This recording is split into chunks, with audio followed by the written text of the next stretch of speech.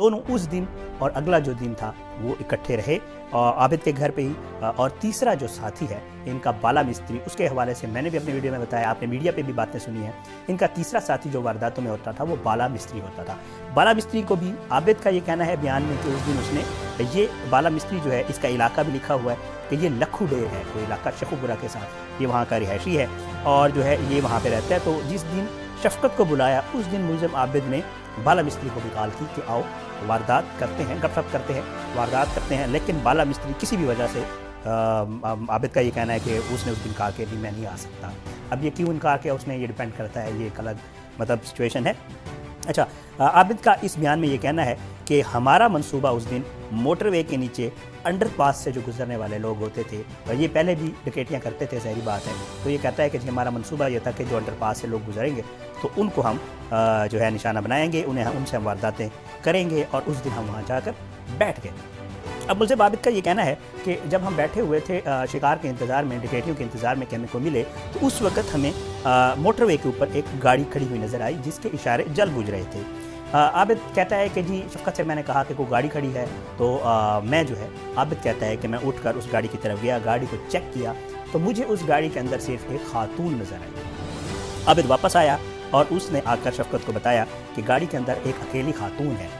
तो इन दोनों ने प्लान कर लिया कि जाकर इसको लौटते हैं और इसके साथ डकैती करते हैं। अच्छा, उसके बाद जी ये दोनों ऊपर पहुँचे और ऊपर पहुंचकर जब ये गाड़ी के पास गए और उन्होंने अंदर झांका तो खातून के साथ आबिद का ये कहना है कि हमें बाद में पता चला कि खातून के साथ 3 बच्चे हैं जो सोए हुए हैं।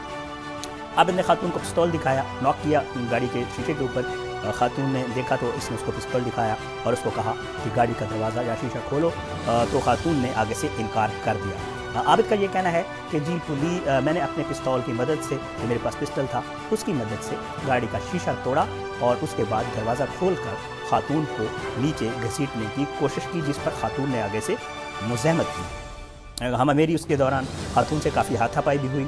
इस दौरान जो है बच्चे जाग गए और बच्चों ने चीखना चिल्लाना शुरू कर दिया। आबिद ने उन बच्चों को चुप करवाने के लिए पिस्टल वगैरह भी दिखाया, लेकिन बच्चे चुप ना हुए। और इसके बाद आबिद कहता है कि एक बच्चे को हमने पकड़ लिया और ख़ातून जो है उस दौरान ख़ातून ने हमें कहा कि आप ये करें, आप मुझसे सारी कीमती चीज़ें ले लें, आप पैसे ले लें, आप कार्ड्स ले लें, आप मेरा जेवर ले लें, आप गाड़ी भी ले लें, अगर आपको गाड़ी चाहिए तो आप बेटा गाड़ी ले लें, लेकिन आप लोग हमें छोड़ दें। लेकिन आबिद क्या कहना है कि ख़ातून ने हमें ये सारी चीज़ें ऑफ़र की, लेकिन जो है उस दौरान हमने बच्चों को पकड़ा हुआ था। और आबिद का ये कहना है कि शफकत को मैंने कहा कि आप इन खातून को और बच्चों को मोटरवे से नीचे साइड पे दरख्तों में ले जाओ। जब मैंने ये कहा, खातून ने ये सुना तो खातून ने मुज़ाहमत की, ज़ोर लगाया और उसने मुझसे छुड़वा लिया और वो खातून छुड़वा कर भाग गई, वो दूर भाग गई। ये वो टाइम था जब आपको भी याद होगा कि एक राहगीर ने डॉल्फिन फोर्स वालों को 15 वालों को कॉल की थी। तो ये कहते हैं कि जब ये खातून भागी तो उस वक्त एक राहगीर गुजरा जो गाड़ी एक स्पीड में गुजरी, तो उसने उस खातून को भागते हुए देखा। तो उस आदमी ने कॉल की 15 को और 15 ने फिर डॉल्फिन वालों को भेजा, जो आगे चल के आपको बताता हूँ। बहरहाल ये कहते हैं कि जी खातून भाग गई। खातून जब दूर चली गई तो आबिद ने उस खातून से कहा कि अगर तुम वापस ना आई तो मैं तुम्हारे बच्चों को यहीं पर मार दूंगा। खातून बेचारी मामता मजबूर थी, ज़ाहिर बात है, उसके बच्चे थे, तो वो वापस आ गई। जब वो वापस आई तो ये उनको नीचे ले गए, जंगल में ले गए। खातून ने वहाँ पर भी मुज़ाहमत की, लेकिन उन्होंने कहा कि नहीं, अब अगर तुमने ज़्यादा मुज़ाहमत की तो हम तुम्हारे बच्चों को मार देंगे। बहरहाल जो आबिद है उसने उस खातून को, शफकत ने उसके बच्चों को काबू किया और आबिद ने जो है उस खातून के साथ जो है वो जो एक ज़्यादती की। और इसके बाद शफकत जो दरिंदा है उसने भी यही अमल दोहराया। अब इनका ये कहना है कि इनको तो ये पता नहीं था कि रागी ने कॉल की। इनका ये कहना है कि पुलिस जो है वहाँ पर थोड़ी देर में, अभी हम मतलब उधर ही थे कि पुलिस पहुँच गई। जब पुलिस पहुँची तो आबिद का ये कहना है कि उस वक्त हम पुलिस के खातून के बैग की तलाशी ले रहे थे, बैग से चीज़ें निकाल रहे थे। तो पुलिस के 2 फायर्स की आवाज़ हुई तो हमें पता चल गया कि पुलिस पहुँच गई है। तो कहता है कि हम उस टाइम भागे वहाँ से ना, निकले, मतलब उस जगह से निकले। तो ये जो चीज़ें मिली थी खातून की, जिसमें एक घड़ी और एक अंगूठी थी, तो ये उनसे वहाँ भागते हुए गिरी। ये उस बैग की तलाशी के दौरान इनसे निकल के गिर गई थी। बहरहाल ये कहते हैं कि जी हम पास ही जंगल में छुप गए।